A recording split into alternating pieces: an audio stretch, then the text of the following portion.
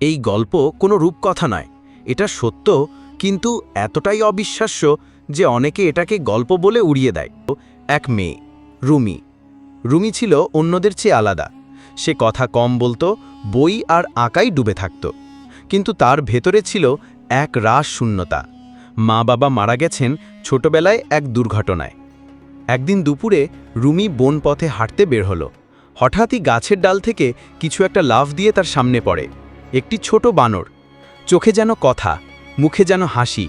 রুমি থমকে দাঁড়ায়, আর সেই প্রথম সাক্ষাৎ হয় এক অদ্ভুত বন্ধুত্বের। রোজ বিকেলে বানরটি আসত। রুমি তাকে ডেকেছিল লালটু নামে। লালটু শুধু ফল খেত না, রুমির আঁকার খাতা ছিঁড়ত, রং চুরি করত, এমনকি তার মাথায় পানি ঢেলে পালিয়ে যেত। কিন্তু রুমি কখনো রাগ করত না। তাদের বন্ধুত্বটা যেন এমন, যেখানে ভাষা নেই তবু অনুভব আছে। গ্রামের লোকজন হাসাহাসি করত, মেয়েটা পাগল, বানরের সঙ্গে কথা বলে, খায়, খেলেও।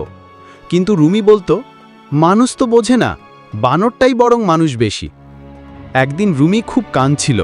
তার স্কুলে কেউ তাকে অস্বাভাবিক বলে হেনস্থা করেছিল।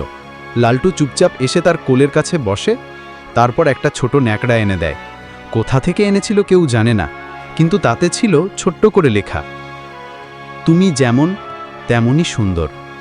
রুমি বুঝে যায় এটা কাকতলীয় নয়। এরপর শুরু হয় আজব কিছু ঘটনা। রুমির ব্যাগ হারিয়ে গেলে সেটি সন্ধ্যায় জঙ্গলে গাছের নিচে পাওয়া যায়। একদিন সে জ্বরে পড়ে গেলে দরজায় রাখা থাকে গরম পানি আর লেবু পাতা, কিন্তু কেউ আসেনি। রুমি বুঝতে পারে লালটু শুধু বানর নয়, সে যেন কারো আত্মা। এক রাতে সে লালটুকে ফলো করে